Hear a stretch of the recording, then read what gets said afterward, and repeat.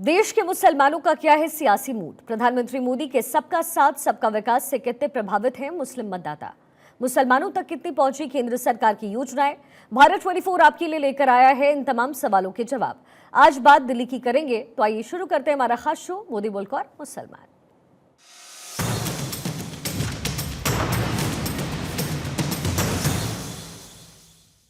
तीसरा टेन्योर शुरू हुआ है। इसमें देश के मुसलमान ने निर्णय करके बता दिया कि आज हिंदुस्तान के अंदर नरेंद्र मोदी जैसे नेतृत्व की सख्त जरूरत है।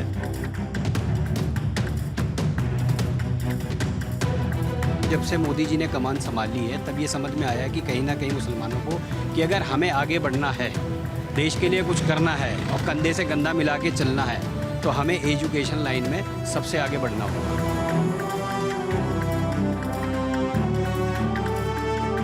पुरानी सरकारें जो थी मुसलमान को अपना वोट बैंक मानती थी, जबकि नरेंद्र मोदी जी में फर्क ये है और पुराने जो लोग थे उनमें फर्क ये है कि नरेंद्र मोदी 140 करोड़ जो जनता है हिंदुस्तान की उसको अपना वोट बैंक मानते हैं।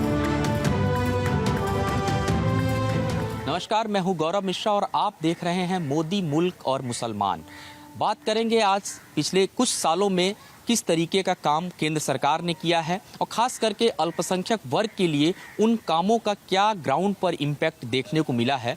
तमाम लोग हमारे साथ मौजूद हैं। आज राजधानी दिल्ली में हम लोग नई दिल्ली में मौजूद हैं, बातचीत करते हैं। ये बताइए कि अगर हम बात करें उपलब्धियों की, अक्सर कहा जाता है कि पूर्व की सरकारों की बात करें, मुस्लिमों को एक वोट बैंक के रूप में देखा गया। अगर हम पिछले 10 सालों की बात करें, एक रोड मैप जो बना मोदी सरकार में, किस तरीके से देखते हैं इसे? सर्वप्रथम तो मैं आपको बधाई दूंगा कि आपने जो प्रोग्राम बनाया है बहुत ही अच्छा बनाया है। मोदी मुल्क और मुसलमान तीनों में मीम और माँ से शुरू होता है। जैसे हम लोग दीपावली में से अली को नहीं निकाल सकते, रमज़ान में से राम को नहीं निकाल सकते, ऐसे ही मोदी मुल्क और मुसलमान तीनों को मिलाकर जो आपने कंटेंट बनाया, मैं आपको इसके लिए बधाई दूंगा।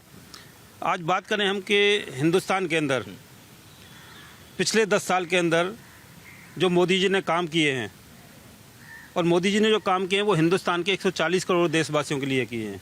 उनका जो परिवार है वो 140 करोड़ देशवासी उनका परिवार है, उस परिवार के लिए काम किया है। इसलिए मैं आपको बता दूं कि पिछले जो 10 साल की बात करें तो पहले 5 साल हमारे मुस्लिम समाज ने मोदी जी को देखा, और उसके अगले 5 साल में मुस्लिम समाज ने मोदी जी को परखा। और अभी जो तीसरा टेन्योर शुरू हुआ है, इसमें देश के मुसलमान ने निर्णय करके बता दिया कि आज हिंदुस्तान के अंदर नरेंद्र मोदी जैसे नेतृत्व की सख्त जरूरत है, और उसी का परिणाम है कि कुंदरकी जैसी सीट जो मुस्लिम बाहुल्य सीट है, आज मोदी जी के कंधे से कंधा मिलाकर चल रही है। सवाल भी उठ रहे हैं, अगर उस सीट पे हम बात करें, वहाँ पर सबसे ज़्यादा वोट मुस्लिम वर्ग का था। कुछ लोग कह रहे हैं कि वहाँ वोटिंग नहीं सही होने दिया, मुसलमानों को उनके राइट्स छीन लिए, उनको मतदान नहीं करने दिया गया। उनके लिए आप क्या संदेश देंगे? आपकी जानकारी में कितने वोटों से जीते हैं रामवीर जी? इतनी बड़ी जीत, उसके अंदर वोट नहीं डालने दिया तो वो वोट आया कहाँ से? मतदाताओं ने मतदान का इस्तेमाल किया तभी तो वो जीते। और जहाँ मुस्लिम बाहुल्य क्षेत्र है वहाँ रामवीर जी की जो उपलब्धियाँ हैं, उनका खुद का काम किया हुआ और देश के यशस्वी प्रधानमंत्री श्री नरेंद्र मोदी जी का काम किया हुआ हम सबके लिए काम आया, और उसी से वहाँ से एक दिशा मिली है। और ये दिशा शुरू हो गई थी आपके हरियाणा से होती हुई महाराष्ट्र, और महाराष्ट्र से होती हुई सीधे उत्तर प्रदेश। अभी आपको बता दूं, ये जो रण छिड़ा है इसमें दिल्ली भी भारतीय जनता पार्टी के साथ कंधे से कंधा मिलाकर देश के यशस्वी प्रधानमंत्री श्री नरेंद्र मोदी जी में विश्वास जताती है, और यहाँ भी हम भारी बहुमत से भारतीय जनता पार्टी की सरकार बनाने जा रहे हैं। मैं एश्योर कर दूं आपको अपने पूरे मुस्लिम समाज की तरफ से कि आज मुस्लिम समाज मोदी जी की अच्छे कार्यशैली से, उनके अच्छे निर्णयों से और मुस्लिम समाज के उत्थान को ध्यान में रखते हुए आज मोदी जी के साथ कंधे से कंधा मिलाकर खड़ा है। मोदी जी के साथ कंधे से कंधा मिलाकर खड़ा है। जब भी बातचीत होती है, जब चुनाव नज़दीक आता है, अभी हम बात करें, अब दिल्ली का चुनाव बेहद नज़दीक आ चुका है, जाहिर सी बात है सभाएं भी शुरू हो गई हैं, लोग मिल भी रहे हैं। मुस्लिम वर्ग के जहन में कौन से मुद्दे होते हैं जिनको लगता है कि इस मुद्दे पर सरकार को बातचीत करनी चाहिए? आप कैसे देखते हैं दिल्ली के इस चुनाव को? मैं सबसे पहले तो ये बता दूं कि मेरे हिसाब से जो सबसे बढ़िया जो काम मोदी जी ने किया है अल्पसंख्यकों के लिए, वो किया है एजुकेशन लाइन में। मैं बाय प्रोफेशन खुद एक अधिवक्ता एडवोकेट हूँ। तो पहले अगर बात करें, आज से 10 साल पहले जब मैंने एनरोलमेंट किया था तो बहुत सीमित संख्या में जो एडवोकेट्स थे मुस्लिम कैटेगरी से, वो बहुत कम थे।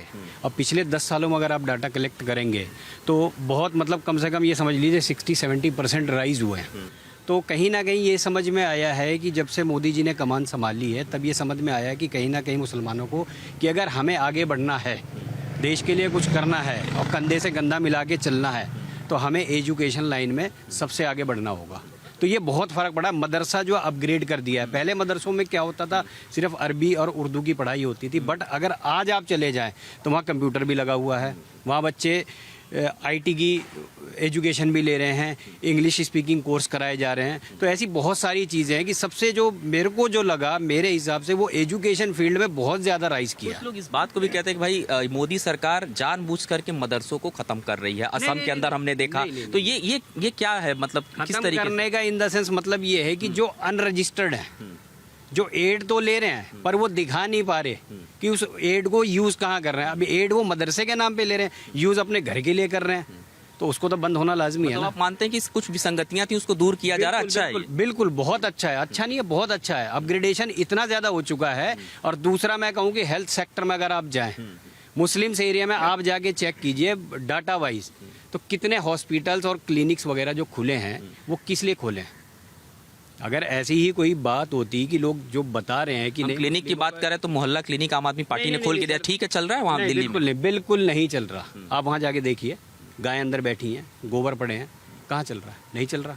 अब कुछ अगर आप जमुना पार जैसा एरिया जो दिल्ली का है, वहाँ आप जाके देखिए, एक हॉस्पिटल हुआ करता था जग प्रवेश चंद्र, आज से 10 साल पहले आप वहाँ की हालत देखिए जाके, और आज आप देखिए अपग्रेडेशन कितना कर दिया। किसके लिए किया है? हमारे लिए किया है, अल्पसंख्यक को लिए किया है। वहाँ कौन रहता है? वहाँ 70% अल्पसंख्यक माइनॉरिटीज़ लोग रहते हैं।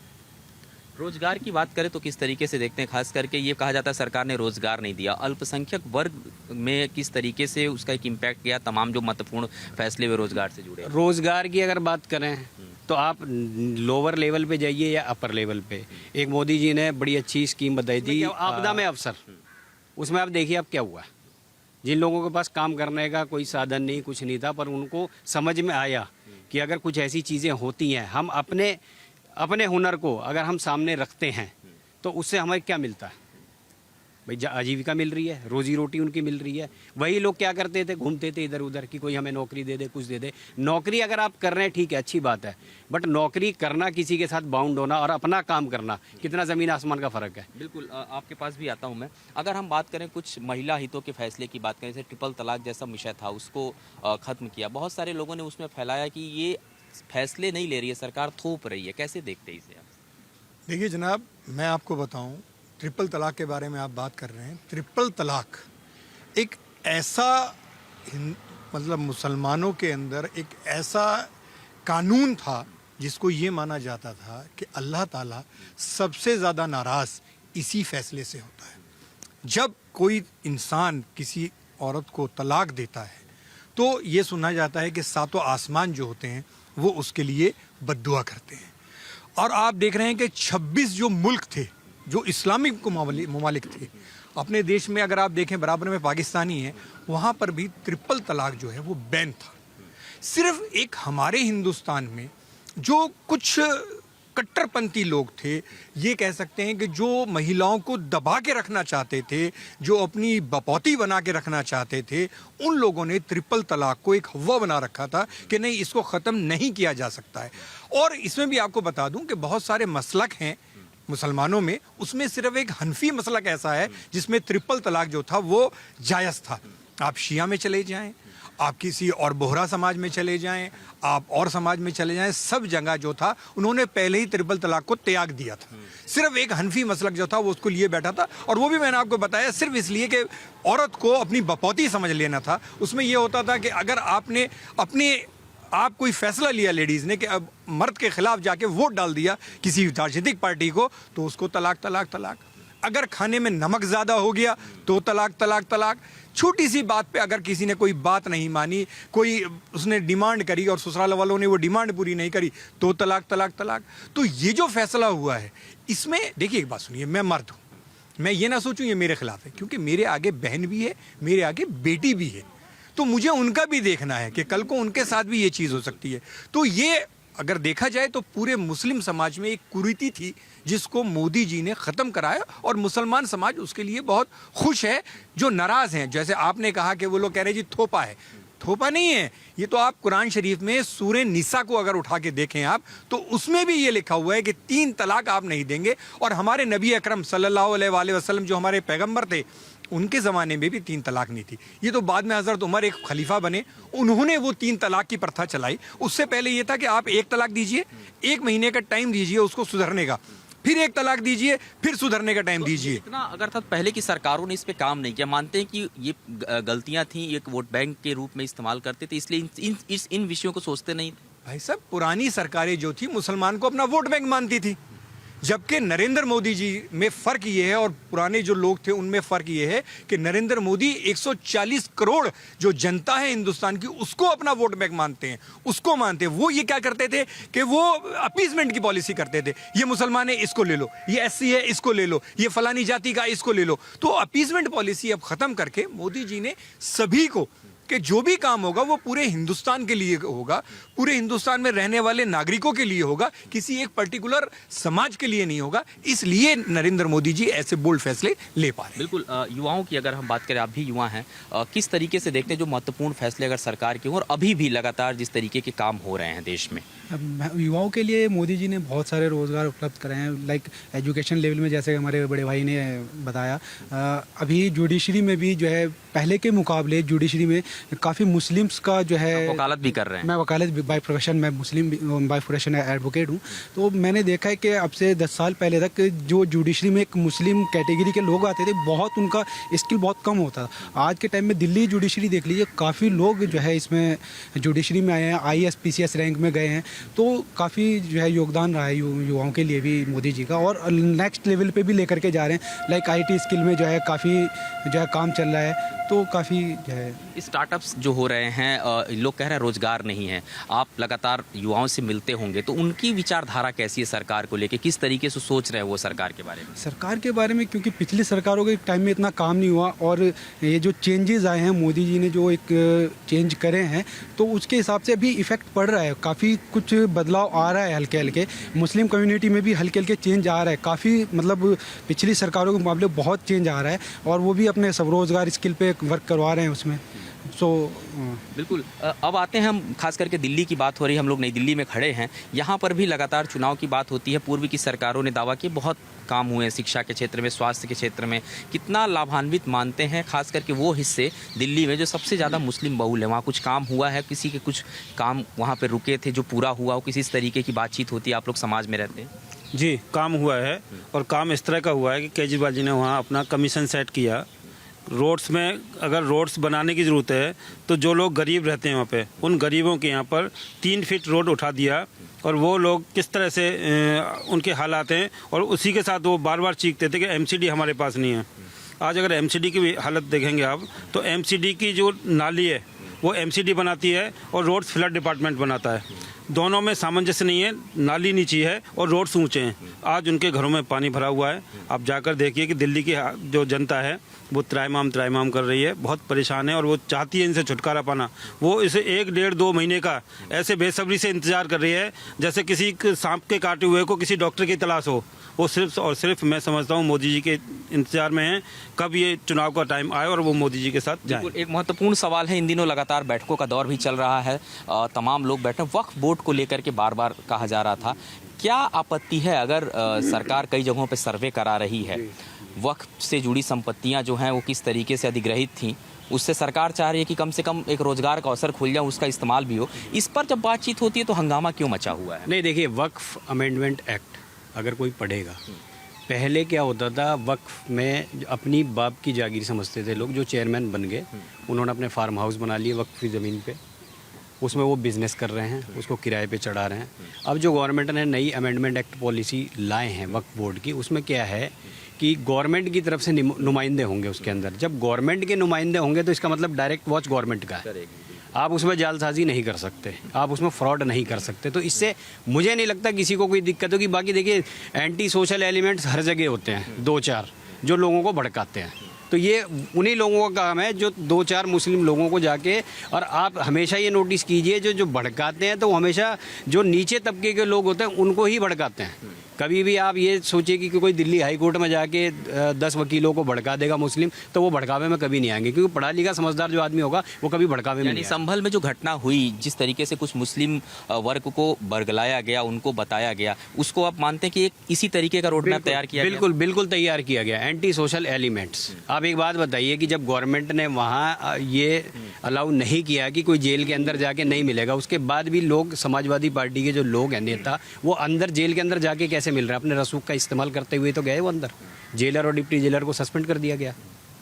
तो कहीं ना कहीं हैं कमियां। बिल्कुल कमियां भी हैं। और वक्फ बोर्ड पे जब चर्चा होती है, बातचीत होती है, आपसे मैं बात कर लेता हूँ, बैठकों का दौर चल रहा है, कुछ नेताओं के नाम से भी वक्फ की संपत्तियां निकल गई हैं, चाहे वो हैदराबाद में हो चाहे दिल्ली में हो, उनको बहुत मिर्ची लग रही है। सरकार जो ये फैसला लेने जा रही है, इसे आप किस तरीके से देख रहे हैं? गौरव भाई, आप ये समझिए वक्फ का मतलब क्या होता है। एक्चुअल में वक्फ का लिटरली मीनिंग देखिए। वक्फ का मतलब होता है जो यतीम है, जो मिस्कीन है, जो पिछड़े हैं, जिनके माँ बाप इस दुनिया से चले गए, उनके लिए वक्फ की संपत्तियां रखी जाती हैं। अब आप जाकर किसी भी वक्फ में, आप दिल्ली में देखें, आप उत्तर प्रदेश में देखें, आप महाराष्ट्र, कहीं पर भी पूरे हिंदुस्तान में, अगर आप वक्फ की संपत्तियां देखेंगे तो वो जो लीज हुई है वो किन के नाम मिलेगी?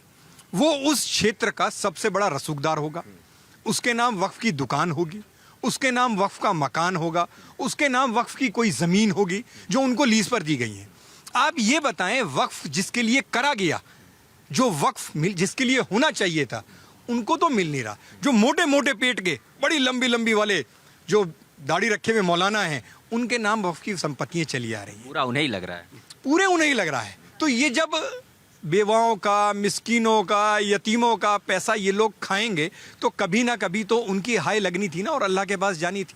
वो हाय अब असर कर रही है। और नरेंद्र मोदी ने जब उन लोगों उनके पास गए कि सबसे पहले तो जो पिछड़े तबके के लोग हैं उनको उसमें हिस्सा नहीं दिया जाता था।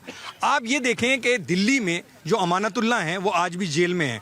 किस लिए हैं? वक्फ के लिए हैं। उन्होंने क्या करा, ये जो फतेहपुरी मस्जिद है उसमें दुकानें थी, उनको क्या करा कि पहले 2,000 रुपये किराए पे चल रही थी, अब उनको करा कि जी मैंने 20,000 रुपये किराया कर दिया, बट एक्चुअल में जो उसका रेंट है वो 2 लाख रुपए मार्केट रेट देखा जाए तो 1,80,000 कहाँ जा रहा था? वो उनकी जेब में जा रहा था।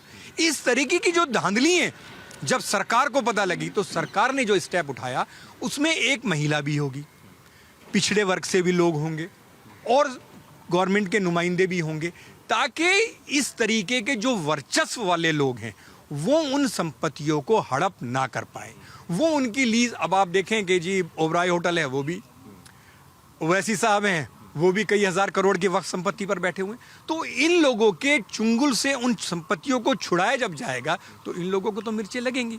एक और महत्वपूर्ण सवाल है, जो महिला सशक्तिकरण की सरकार बात करती है, ऐसा नहीं है कि सिर्फ हिंदू महिलाओं को ही भागीदारी में, मुस्लिम कम्युनिटी की महिलाएं भी आज तमाम ऐसे व्यापार से जुड़ गई। सशक्तिकरण का सबसे बड़ा उदाहरण कि वक्फ में उनको एक शामिल किया जा रहा है। इस बात से भी लोगों को, खास करके एक ऐसा वर्ग है जो बार बार समझा रहा है कि नाराज वो लोग हो रहे हैं। देखिए ऐसा है, कुछ लोग ये चाहते हैं कि महिलाएं पढ़ें नहीं।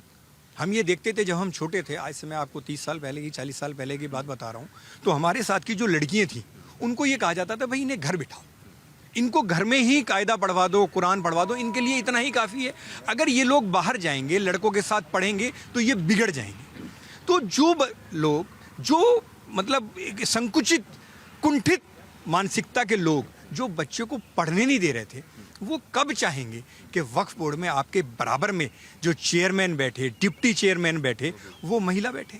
वो तो हजम ही नहीं कर पा रहे ना इन सब चीज़ों को। वो चाह रहे थे कि महिला बुरखे में बैठी रहे, हमारे पैर की जूती बनी रहे, और घर में किचन में उसका काम है, उसके अलावा कहीं उसका काम नहीं है। तो ऐसे लोगों को बहुत ज़्यादा परेशानी हो रही है। देखिए मैं आपको बताऊं, नरेंद्र मोदी जी जब शुरू में आए 2014 में जब इलेक्शन लड़ा गया तो ये कहा सबका साथ सबका विकास।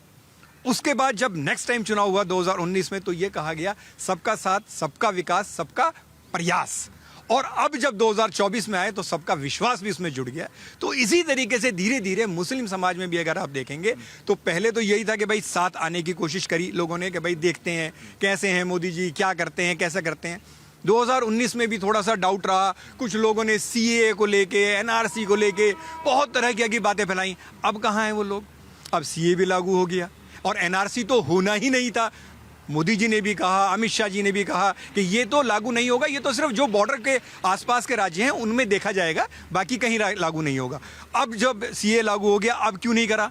अब कहाँ चले गए वो लोग जो शाहीन बाग में बैठे हुए थे? अब वो बिरयानी की दुकानें कहाँ चली गई? अब वो पीएफआई कहाँ चली गई जो उनको फंडिंग कर रही थी? पीएफआई का मुद्दा इन्होंने उठाया। देखिए, पीएफआई को लेकर के भी सरकार ने कठोर कदम होता है। गृह मंत्री अमित शाह ने तो जांच करा और बैन तक उसको किया। क्या मानते थे कि संगठन के आड़ में एक बड़ा देश विरोधी कारोबार भी चलता था? देखिए, मुस्लिम समाज के अंदर तालीम की कमी की वजह से ये चीज़ें बहुत ज़्यादा मायने रखती थी। कोई भी आदमी आकर बलगड़ा दे करता था मुस्लिम समाज के व्यक्ति को, क्योंकि वो तालीम याफ्ता नहीं था और उसको रिजल्ट्स का भी नहीं मालूम होता था कि मैं अगर ये क्राइम करूँगा तो इसका लास्ट में रिजल्ट क्या निकलेगा। तो उस तरह की वो हरकतें हुई, इसीलिए देश के गृह मंत्री जी ने उसको बैन किया। और